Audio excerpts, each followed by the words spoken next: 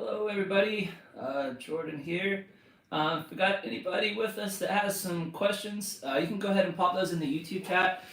If you're watching from the TuneFox website, in the bottom, like right-hand corner, somewhere down there, you can click on the YouTube logo, or there should be a link posted in the description on the website that will link you to our YouTube.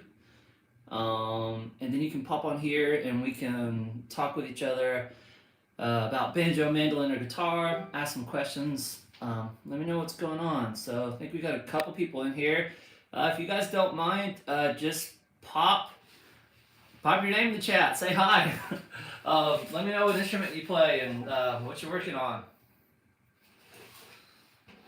Like I said, if you're just joining and watching on the website, you can click on the YouTube logo in the video, lower right-hand corner. And there should be a link in the description that links you to YouTube. That way you can get in on the chat and we can make the best use of our time here and kind of, like I said, ask some questions, discuss some stuff about banjo, mandolin, and guitar. Who we got with us? Don't be shy.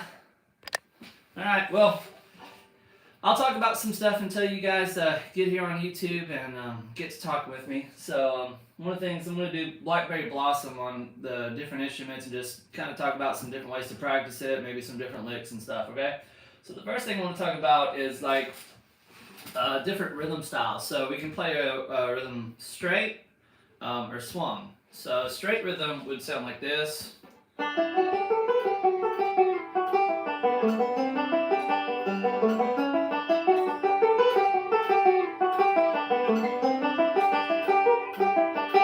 So that's just, when we say it straight, it's right on beat.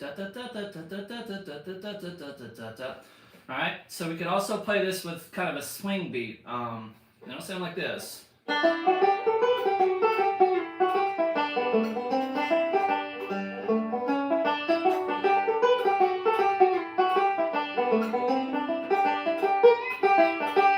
Right? It's got a little kind of hop in between beats.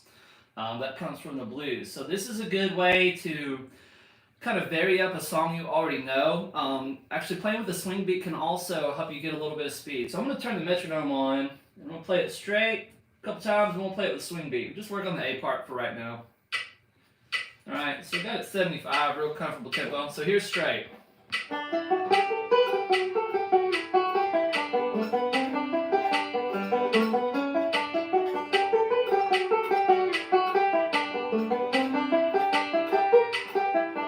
Swung.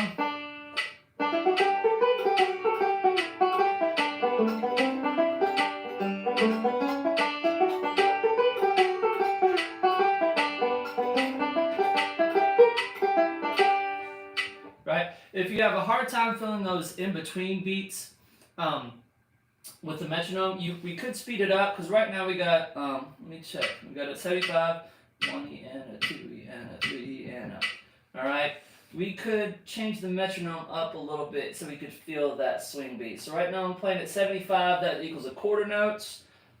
We could double it up here, let's put it at like 120. And a lot of metronomes have these different little features where you can add in the triplets and stuff to really hear that. So I'm going to set it to a swing beat here. Right, that way you can really hear it.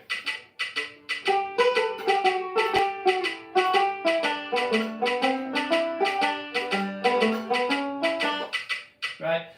So that adds kind of a cool different feel to a song you might already know. And practicing with a swing can also help with your speed. You could also practice it with a dotted rhythm. So that would sound like this. Give me a second.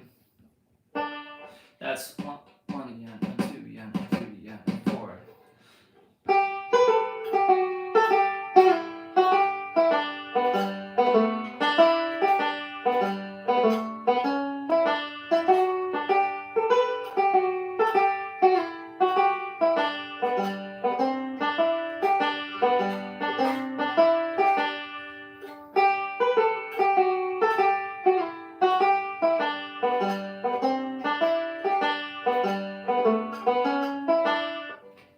Practicing stuff with a dotted rhythm can really help you get your speed up, because you're Your first note you've got a lot of time, but your next note and the note after it, there's a kind of a short little gap in between. So it's kind of playing at a slower tempo, but having those short little notes help you get your speed faster. So 1 yen, a 2 yen, a 3 yen, a 4 yen, a 1 yen, right?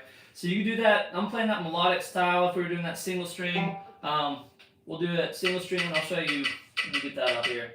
Straight rhythm, swung rhythm, and dotted rhythm. Like I said, great ways to help practice and build up some speed. If anybody here has any other questions, want to talk about something different, please type it in the YouTube chat and let me know, okay?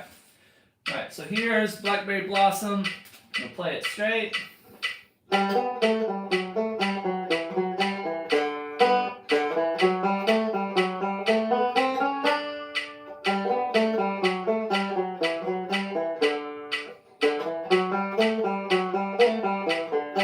Alright, so that's straight. Da da da da da da da. Swung.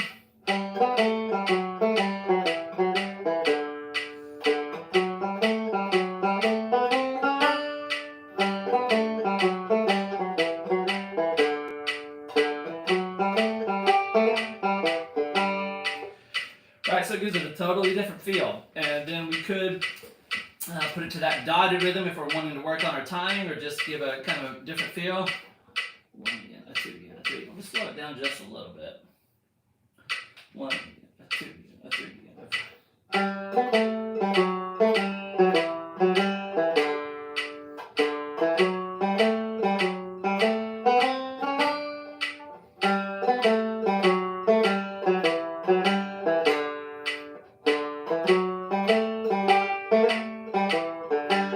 Right, so that can really help boost your speed if you practice it like that for a while, and just give you more control over your instrument and over whatever song you're playing.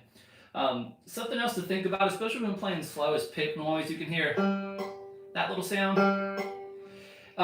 So even if you're playing slow, you kind of want to move your fingers swiftly at the right time. You don't want to move it really slow, because the slower it moves, right, the more pick noise you get. But if you do, right, so I'm playing at the same time. That's the same timing, and that's moving my finger swiftly. That gets me less pick noise. Also playing on the very tip of your finger, not getting the pick in too deep will help. But if I play it slower, you'll hear more pick noise. Right? You can hear that think, right? So you want to move your finger pretty swift, even when playing at a slower tempo, so you get less pick noise. All right?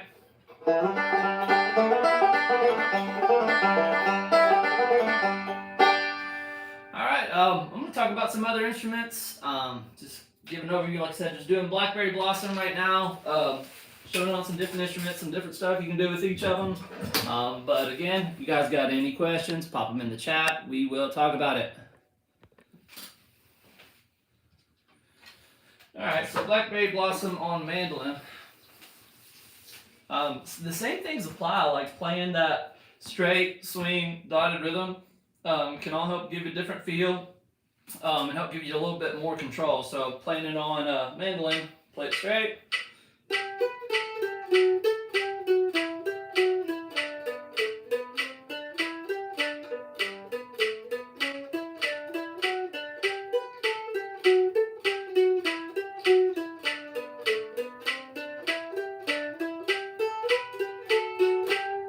Right? Swing. Sometimes it helps, like I had to do right there, to start singing or even saying the melody. You know, a lot of people feel really shy about singing, especially around others. And even if you're at home, you just might not feel comfortable with it. But try speaking the rhythm. So, like, you don't have to get the notes exactly right. It's just about speaking on beat. Like, da da da da da da da da da da da da. Ba ba da ba da ba da ba da ba da ba da. Right? So I'm speaking and really listening to the metronome. I'm trying to speak right on beat, but I'm not singing like these exact notes.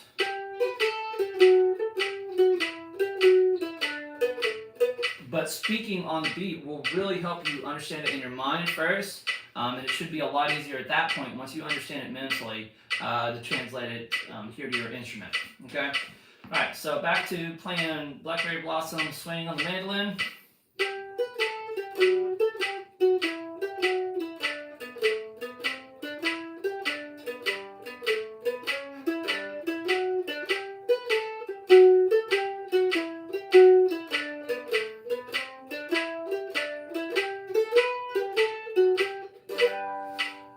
And you know, banjo, mandolin, guitar, they're all fretted instruments. We're using a pick, so like I said, a lot of the stuff that we just did on banjo is going to apply to mandolin. So when you're playing slow, move that pick swiftly, even when playing at a slower tempo, right on beat, and you'll get a little bit less pick noise. So this pick noise is not affected as much on mandolin because we don't have those metal finger picks like we do on banjo, but it's still there, so it's something to think about.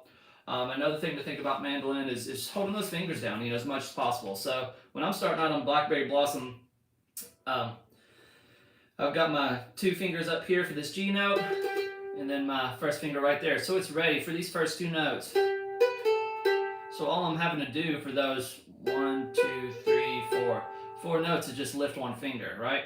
You don't want to do dun dun dun dun. That's just, you want to reduce finger movement. The less you have to move with your fingers, less you have to move with your pick.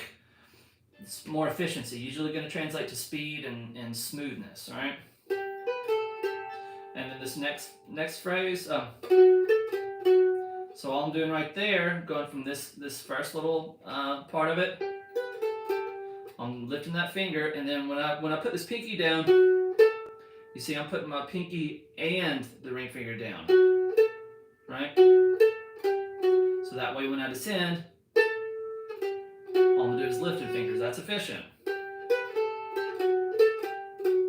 And then as there's usually a lot going on because you always kind of want to be prepared for the next step in the song. So as I'm playing these next 4 notes, you see my first finger back here, you might not have even seen it, kind of a sleight of hand, is sneaking into place to get ready for the 3rd phrase. So here, first phrase, 2nd phrase, and then by the time we got the 3rd phrase, I had my first finger in place during that 2nd phrase. And again, in this 3rd phrase, I've got to do that first finger note, but when I'm going to my 3rd finger, I'm going to put both fingers down at the same time. And then that one, both fingers down at the same time. Instead of, right? It's efficient, it's faster. It's going to translate to smoothness. But a lot of this stuff's really hard to develop that kind of coordination. So even though you might be able to play Blackberry Blossom, whether it's mandolin, whatever instrument, when you're doing these things that require a new type of coordination that you've never done before, you're going to have to slow it down substantially, maybe half the speed. You may have to totally take the metronome out of it completely and just play 1 note at a time. Just focus on, like I said, holding those fingers down. Even if you have to go that slow, like that's good, because what you're doing right now is you're getting some exercise. You're holding those fingers down, and the longer you hold those fingers down, the longer each little muscle in your fingers engage. Right, so it's like lifting weights. It's like, or doing these things that whatever this thing is called that you see people like just holding the weights out, right? It's building that muscle, keeping it engaged. It's building muscle memory and just building muscle. Period. So even if you have to go that slow, that's good. It's like I said, it's going to develop muscle memory and coordination. And maybe try to also keep in mind, if you can, if it's not too much for you, to keep that swift movement, even when playing really slow like this.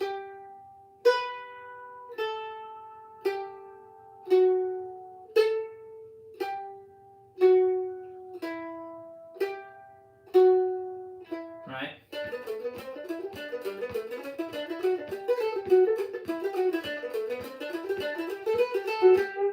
Okay. So let's check out maybe some B part here on the mandolin.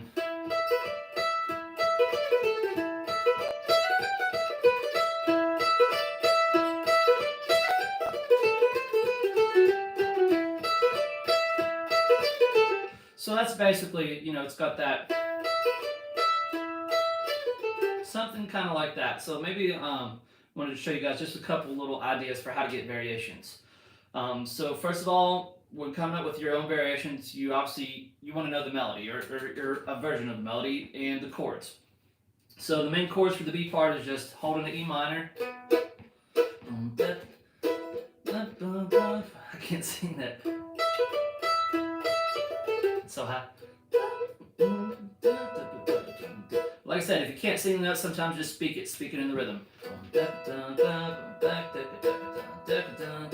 Then we're going to that B chord. So you could do that B, or we could do like a B7.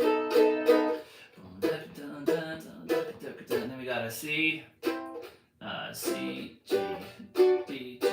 Okay, so looking at some variations. Okay, so our first phrase, we're just looking at these notes.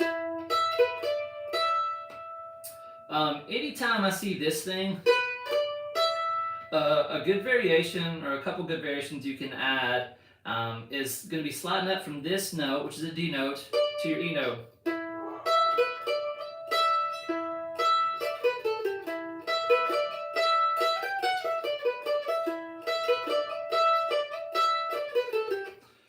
Right, so we can even keep the phrase pretty much the same, but just add that little slide in.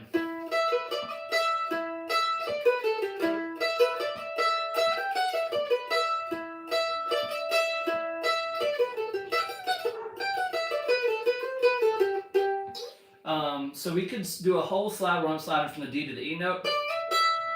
We could also do like this little half step slide, which gives that cool chromatic sound.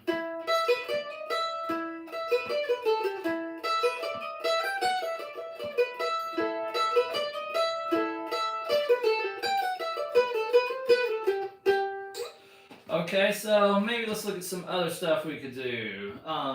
So let's look at how to involve some of the notes in a chord that may not be in the main melody, which is usually the case with Blackberry Blossom. When you go to that B chord, the key note in that B chord, that B major chord, B major, not B major 7, but a B dominant 7, is that little chromatic note, right? So that's again makes that little lick there all the more potent whenever you're going to that.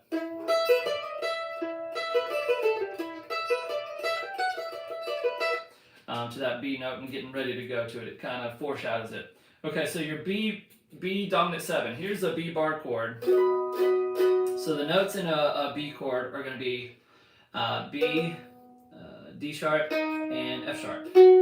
So this note right here, it's a D sharp. Okay, so when we get to that B chord, I think we've done the main lick a couple times. So right after that's when we get to the B7 chord, and usually most people will play, they stay in that. But what you probably want to do is maybe play that same thing, but instead of having this D note, let's go to this D sharp. So that way we get to this cover the notes that are in that B major chord. And then, like I said, the notes for a B major chord are B, T sharp, and F sharp. And the reason I know where these notes are is just played a lot, studied the fretboard. So part of learning your notes is just going to be doing that. Just take your time to play and really learn the fretboard. Okay, but here's how we're going to do. Instead of doing this, when we're over the B chord, we're going to do, right? It sounds a little bit different, and it really highlights that cool harmonic change when we get to the B chord. So here's what it sounds like kind of in context.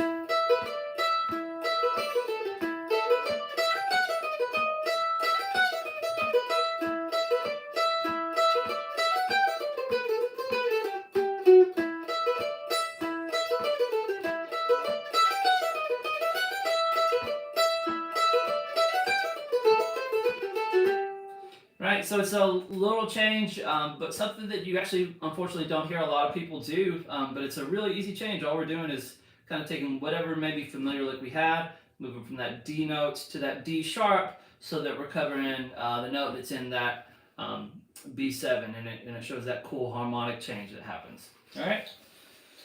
Like I said, if you got anybody here that has any other questions, wants to talk about something else for a second, feel free to pop in the chat and join me. I would be love to have you. Love to talk with you. Um, Otherwise, I'm just gonna ramble on. All right, let's do some Blackberry Blossom on guitar. See if I can show you guys anything else. If you got any guitar players out there.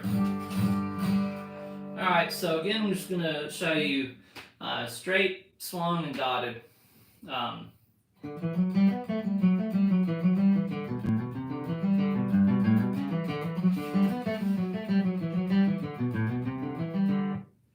Yeah, Sarah, hang on just a second. Let me get to the switch to the banjo for you. Is that one you're working on? Now my arrangement, I know mine's probably different than Tune Fox's because I've just got my own way. I've played it through the years. So let me know what's your version like. Is it one you came up with, one you've learned from a record, or from Tune Fox, or from a tab? Tune.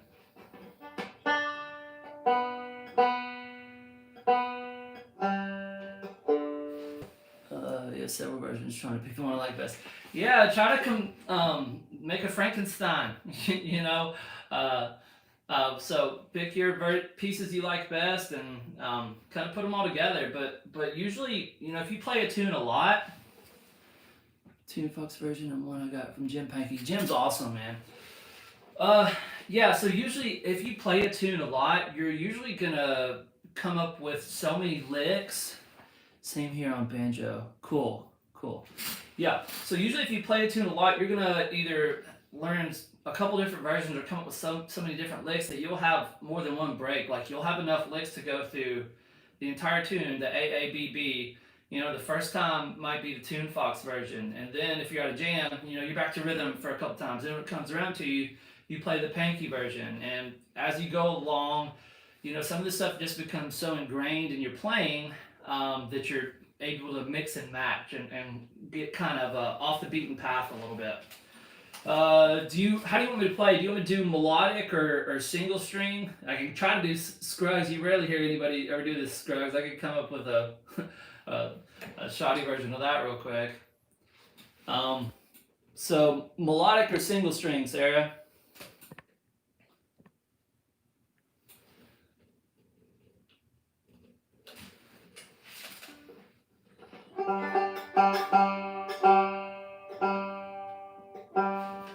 Melodic. Okay, so you want me to play it kind of slow? Do you just want me to go all the way through and play it, or do you want me to kind of stop at any points? Or if you want me to stop at any point, put it in the chat. I'm gonna play it, like I said, this is my version, this is the way I play it. I'll just kind of go slow with it. And I usually, almost all the time when I'm playing fiddle tunes, I love to have that swing feel that I've been talking about. That.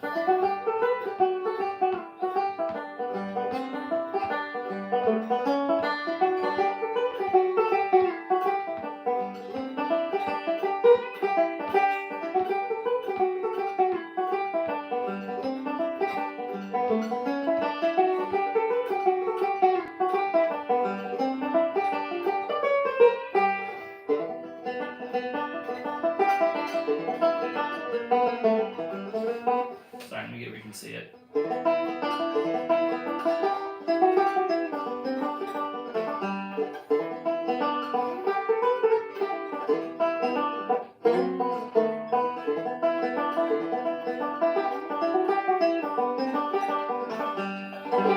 Alright, so I've got probably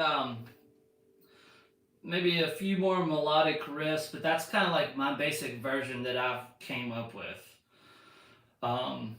So a couple of notes, I guess. You know, usually when I'm playing this melodic, I don't like to be near the bridge. I'm closer to the neck to get that sweeter sound.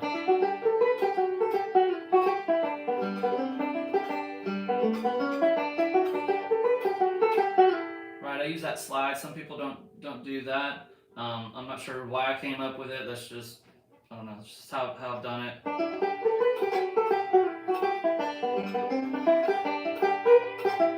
Add in a little Scruggs Scruggs riff for some flavor.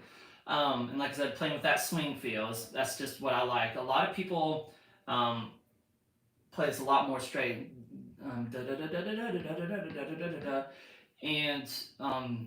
that's a great feel, that kind of drive and straight feel. I'll usually do that if the tune gets really fast. That's when I'll tend to go more straight. It's just because when it gets past like 120, it's a lot harder to get that swing feel in there. There's not as much space.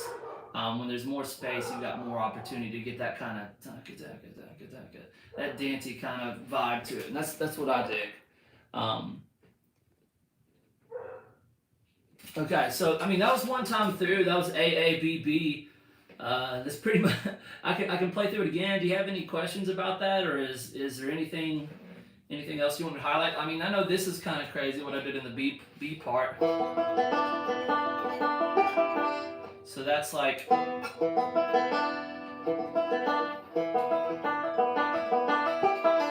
So I could have played that same riff down here. I forget what I played. But you get a different sound when you do it like this because you get all those notes to sustain. Right? It sounds a little bit different then. So I don't know, I did it that way.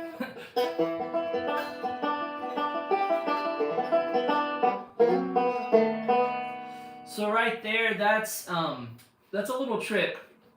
So that's when you find the tritone in a dominant 7 chord, in this case the B dominant 7, right? Excuse me. There's just your straight B chord. There's your B7, right? So in the B chord, we've got the notes we have are B, D sharp, and F sharp, and then your dominant note for this is your A. Okay, so your tritone when you're coming in through a dominant chord is made up of the third note of the chord. Or let me make sure I get this right. Hang on. Yeah. The third note of the chord, which is this. So here's the first note of the chord, second note, and the 7th. So your tritone is your D sharp and your A, right? So we can also play that down here. Whenever you find that tritone, you can kind of slide it up and down the neck to get this really cool effect every 3 frets. And it'll sound really cool over over that chord whenever you're playing it over a dominant 7 chord.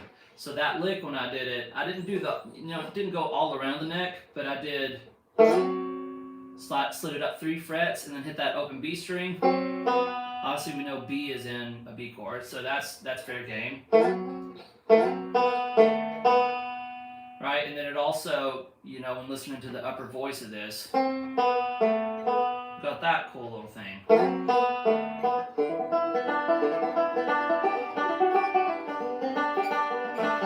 I guess the other thing I'm slipping in a lot there is that and that's in endings and a lot of those are like little lead up notes that lead into the beginning of the phrase. So is that making sense, or is there anything you want to highlight from there, or anything like ways that I didn't play it that you want to hear? Let me check out Tune Fox and see, because I think either Bennett or Andra is the guy that wrote the Tune Fox melodic tab, but I'll check it out. Alright.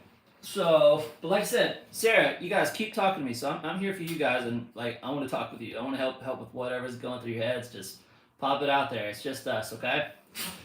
So look, when I'm looking at the beginning, we got these kickoff notes, right? And if you're at a jam, these are super important because it establishes the tempo, and you don't want to go too fast here, right? So you got to already kind of know what your speed limit is. You don't want to go over your speed limit.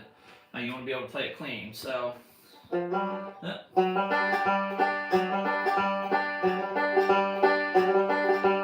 I'm gonna have to go slow here because I don't know this, so I'm just kind of sight reading it.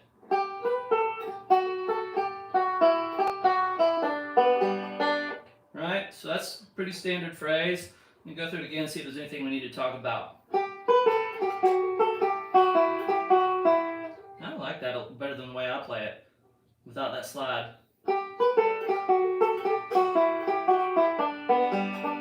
So the one note that I would have here is, look there, when you're over the C chord, that phrase, the fourth note in that little, those 16th notes are grouped together in fours, right? The last note in that phrase, your thumb comes down. So you might be tempted to do it like this, like I just did it.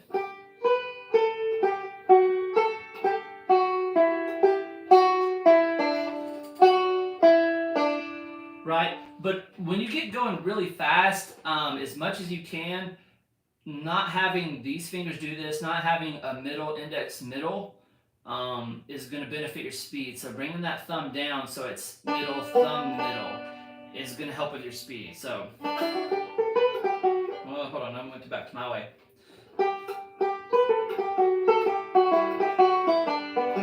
Right, so make sure you bring that thumb down.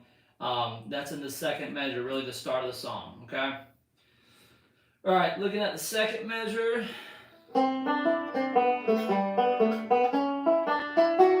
That's a cool little phrase. Let me see if there's anything we need to go over here. Right, so we've got kind of a shift here. At first, we're starting out, as we should most time with banjo, thumb on the G string, and then first finger on B, middle finger on the D string. That's usually going to be our resting point. But what's happening here is kind of in that second group of 16th notes over the G chord. Right there, right after that one, we're shifting our fingers up, and all of a sudden our thumb's on the D string, first finger on the middle, on the G, and middle finger on the B. So what you want to do is kind of move those right when you hit the that open B string, and if you can, actually move your thumb right after you hit the C note. Right after that, start moving it into place. Right, and then we got the next shift right here. Right after that, we start moving these, this first finger and this middle finger. Start moving that up to that B and D string. So here we go. Right, and then right here, just bar that. Don't try to do this. You can do it like this, or you could do. Right, that's a little bit excessive. If you can, just do a partial bar there on that. Right, and that leads you right to the second half of the A part. You guys still with me? Oh, okay, here. I'm not where the point where I can bust you still for the beginning. It's close to my more notes. Sounds much better. Thank you. Yeah, alright, so going over the tune box though, so hopefully some of this stuff is helping. Are you learning the melodic tune box version?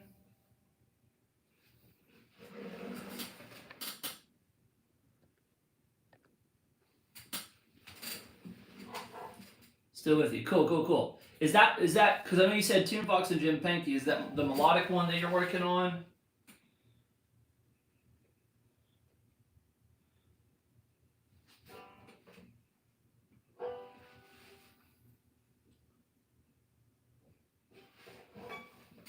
Actually been practicing Scruggs. Dope. Okay, let me go to the Scruggs one.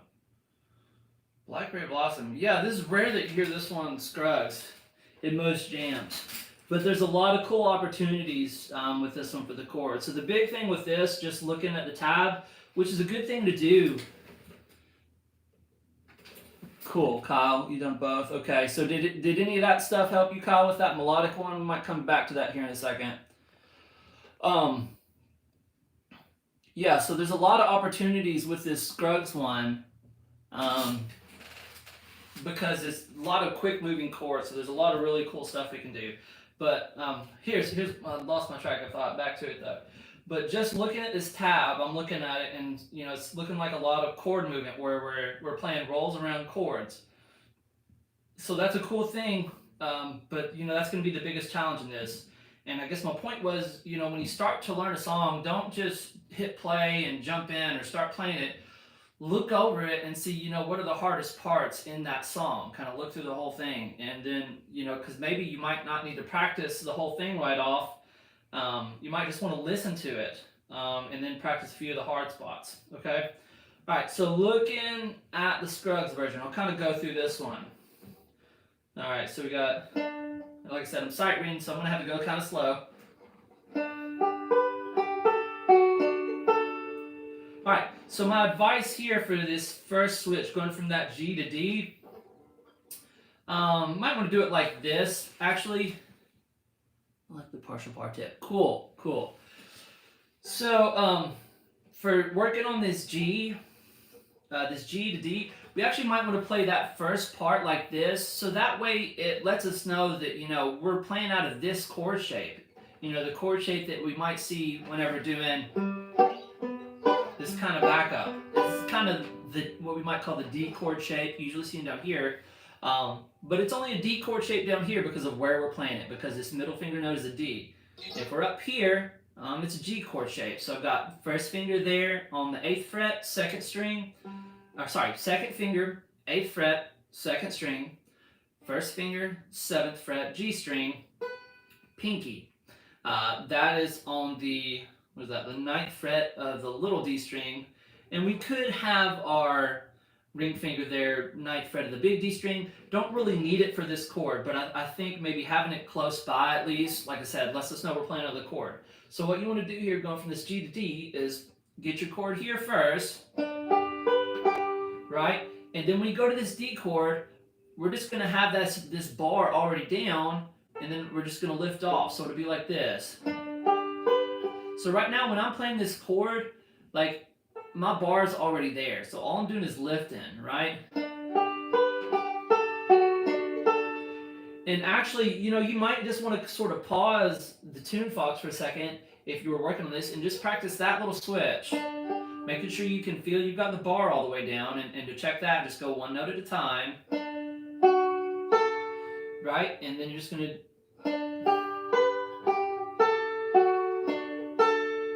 play it once, give yourself a second. Play it again. Practice, it's like lifting weights. It's all about repetitions. You got to do a weight you can handle and a speed you can handle.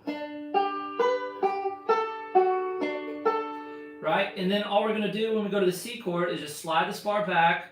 You can maybe kind of lift slightly so you don't hear this sound, which sounds cool. You can make it sound really cool, but you might want to do this slight lift so the sound deadens. Move it back, then push down for the next chord. Right? Another good thing to notice about this when I'm looking at that first measure is it's all that forward-backward roll.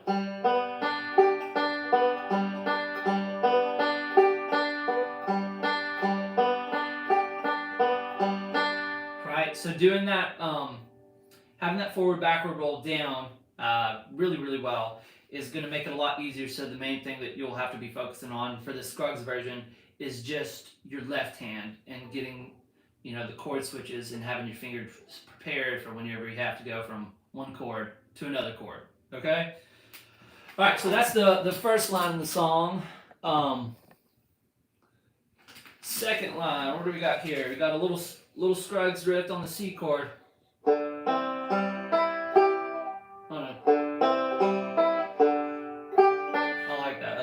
Scruggsy. And you see what I'm doing right there is that hammer-on lands is at the same time as when you hit that C note.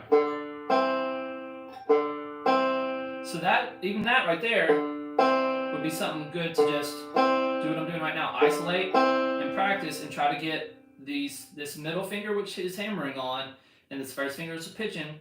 Just try to get those to move at the same time.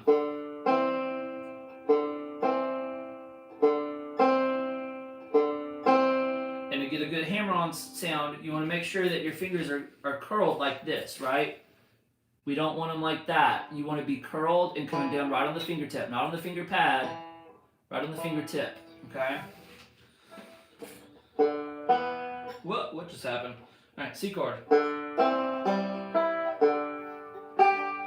right, we're going to the bar, back to this forward-backward roll. This one's a partial kind of forward backward though. Okay? So nothing too crazy about that one. And the second line is just getting that hammer on and that pick to come at the same time.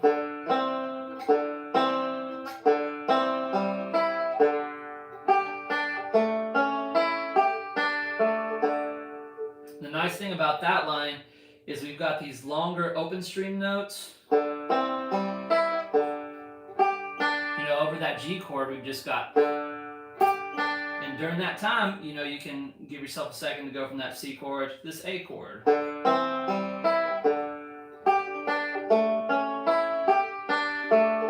then all I'm doing going from that A chord to the D is going from this bar and keeping my first finger pretty much where it is and just lifting off and then going to the fingertip. Okay? So the good thing though is if you practice that first line a lot, it's the exact same as the third line. So that's something else you want to do whenever you learn a song. Look through it and see if there's any lines that repeat. Because if there are, you don't want to practice the whole song. That's you just want to practice. You know, if you see a line that repeats twice or 3 times, you just want to practice that one line a lot. And once you've got it down, you've got all those lines down. Okay? So that'll help you be really efficient with your practice time. And that's where, at least when you're on the TuneFox app, learning from that, you know, you've got the loopers. So like, say if I'm on the first line, oh, what's happened? Hang on. But when you first come into the song here, this will be better. You just tap that line once, right, and then it's looped. It's way too fast. But use the tempo slider down there at the bottom to slow down. But when you're first messing with it, you probably need to just take time out of it and go as slow as you need to get the notes right. You know, so looking at the first line, you just might want to look at like one chord at a time and take however long it takes you to get to your next chord to set it up. Hold on. Right, first chord, then go to the D chord. Right, and take your time to set up the C chord once you know your hand's in place. Play that, then let off, go to your next chord. And do this a bunch. Get the chord in place. Right, and then like I said, we're going to try to go from this chord and have our bar already down. And just lift those fingers. Right, and then take your time, get your next chord in place. And if you do that a lot, eventually you'll kind of get to the point to where these chord switches come a little bit quicker, and you can play it more in time. Once you're playing it a little bit more in time, then it might be time to you know get that app out and just loop that measure and play it slowly. For faster left-hand dressing, yeah, it is just repetition to repetition, but it's doing it right. It's so you don't want to constantly be going faster than whatever your speed limit is, because you're going to get in a wreck, right? It's not going to work out. So you want to go whatever speed you can handle. And like I said, sometimes that's however much time it takes to get to that next chord. But don't play any notes on your right hand until you know your left hand is in the right spot, okay? And sometimes, you know, you still might have to make adjustments. Like I might go to this bar and you hear I've got those muted notes. So you might have to just take time and, you know, refocus your pressure so that that fingertip is now pushing more down and it's getting that note. And you might have to do that a lot, like repetition.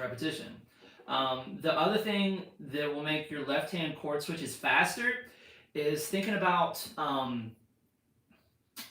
common shared notes, right? So anytime you don't have to move a finger is a good time.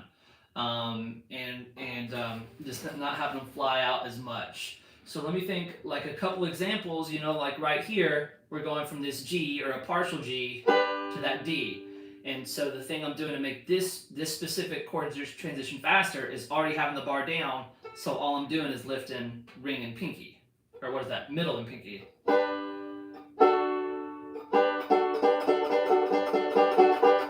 Okay? So, but you know, going from one chord to another is depends on what chord you're going to, what chord you're leaving from. there's going to be different little tricks. You just got to look out for those. Another example, in this backup thing that we do a lot, these pinky and the ring aren't moving too many times. Oh, broken index. Yikes. Yeah, I used to skateboard and all that kind of stuff. So I've had some broken fingers in it and broken wrists too, and it scared me. Luckily, it's got a little better. I played bars with my middle finger out of necessity. Any gotchas down the line? Bars with the middle finger. Yeah, I mean, really in banjo, especially in Scruggs style banjo, we rarely bar. If we do, it's a little partial one, but a lot of the times it's, these style chords, and when playing leads, it's little stuff like that. I can't really think of any gotchas, especially with Scruggs. There may be some limitations though, because if you're barring with your middle finger, you've only got 2 fingers to use in front of it. Whereas if you're barring with your 1, you've got 3 to use. So there's a little bit more advantage to that. Sometimes, obviously I'm not there with you in person, so I can't look at your finger, but a lot of times I know with kids and adults that I've taught, for in-person lessons, they'll say, oh, my fingers are too short, or my fingers are too long, or something. But a lot of the times it's just a posture thing to get that bar right. A lot of people try to get the bar totally flat, right? But usually when you're doing a bar, can you see how my arm tilted in? Usually when doing a bar, your arm's not going to be totally flat like that. See how my elbow kind of dropped in? It's going to be a little bit more on the side of the finger. You can actually look how the angle of I got too much lighting going on here. Look at my finger now. See how it goes a little bit more to the side, and even back here. See how that changes? It's a little bit more, and at an angle too, right? Not perpendicular to the frets. A little bit more on the side. That's how I play my bars, pretty much. It may vary from one chord to another, and depending on whether I'm lower on the neck or higher on the neck, that position is going to shift slightly. But the bar thing with you, like I said, it may be just a posture thing, how you hold your hand. Cool, yeah, try that. But like I said, so work with it, try it. It could be a posture thing. But like I said, if you're playing mainly Scruggs, and even melodic stuff, I really don't see any big gotchas except for every now and then it's a little bit limiting, right? Looking at some more chords, how we switch. So going from this backup thing, that ring and that pinky don't move, right? So all I'm doing is slide it up 4 frets and then just shifting those. Do you use bar chords on mandolin? Oh, heck yeah, I use bar chords on mandolin. Depending on the style, with bluegrass, usually the standard bluegrass chop sounds a little bit better. Cool, Kyle. Yeah, I'm glad to help, man. I'm here for you. Keep asking your questions, and I'll get back to some of that melodic stuff if you're more into that for Blackberry. Just remind me here in about 10 minutes. We don't have much time left. We might get to that more next time. But I want to keep talking about some Scruggs stuff from Sarah, and then get to these bar chords for all over there. Okay. Yeah. So going from this, I use the chop chords on mandolin, but I experiment with bar chords. Yeah, bar chords are great and they're just so much easier to make on mandolin, right, than these big giant chop chords. They're so much easier to make. But really on mandolin, a lot of the times won't even do those full huge chop chords. I'll just do a piece of it, usually the lower strings, right, because it gets a lot more body than the high strings, and it stays, yeah, absolutely easier for sure. It stays out of the way. So think about that. Sometimes instead of, here, I'll just get the mandolin real quick. We'll come back to banjo. So,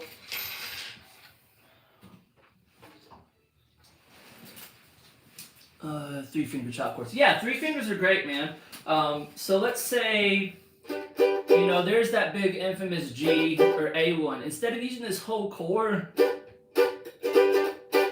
just use where these 2 fingers are. I'll do that all of the time, man, and it still gets that great sound. And because it's on the lower notes, it's got pretty full body. So that's at the 7th fret of G string. and 5th fret of D. So instead of using my pinky and my ring right there, I'm going to come up and probably use 1st and 2nd.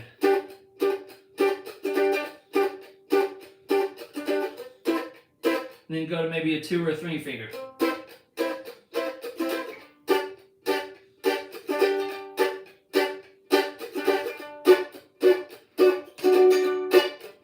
Yeah, so try, instead of using 4-finger chop chord right there, you can go to that 2 finger.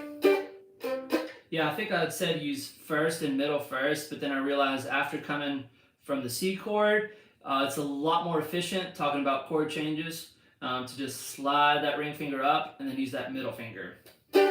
So on its own, it's not as full sounding as... Cool, yeah, 2-finger chops are great. On its own, not near as full sounding as the 4-finger chord, but in the context of a band or a jam, it really is all you need. 2 fingers, it's plenty, I promise you. And you could even do, instead of doing a 2-finger C right there, you can let off that middle finger and do that. Technically, you know, right here is where we would do the bar C. So you could do...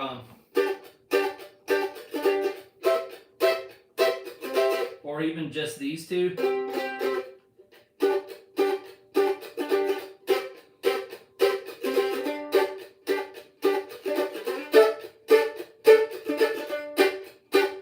Right, that'd work. So totally an option right there. But yeah, I love doing bar chords. I feel like it really helps you learn the neck a lot.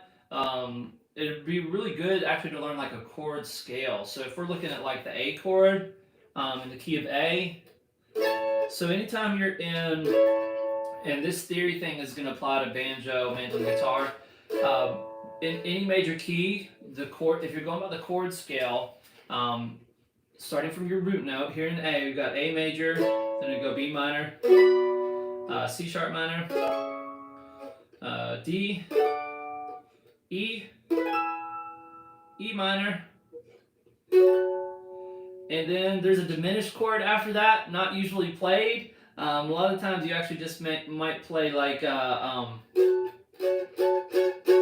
in A, I'm trying to think of what it would be in A, it's like a G sharp over E, you know, so that would look like, let me find my chord here, right, and then back to A. But knowing that chord scale helps a lot, and you could play a little song, play a little Lean on Me.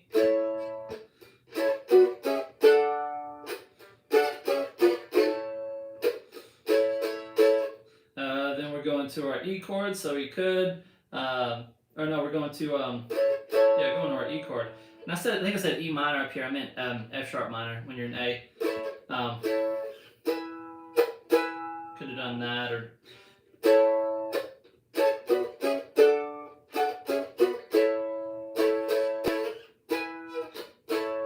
Right, so that little chord scale can just kind of help you get familiar anytime you have a weird chord like what we'd call a 2 minor, which would be the 2nd minor chord in a scale, or a 3 minor, you know, chords you don't normally see. All right, guys, any more questions? I think about hit it today. If you guys have any questions, you can put it in the TuneFox users group on Facebook, or send us an email, and then Yudi, who's kind of the mastermind behind all the TuneFox stuff, will send me a message and we'll get to working on it next time. Otherwise, hey, thank you guys so much for joining me and for hanging out and for talking. Like I said, I'm here for you guys to answer any questions. I want to help as much as I can, however I can. So don't ever be afraid to ask any kind of question, right? So like I'm a teacher. That's what I do. I teach music in person, and I want to help you guys. All right. So practice up. Hopefully you guys can tune in next week, and we'll hopefully learn some more stuff and keep progressing. Awesome. All right, guys. You have a great week. Thank you. Bye.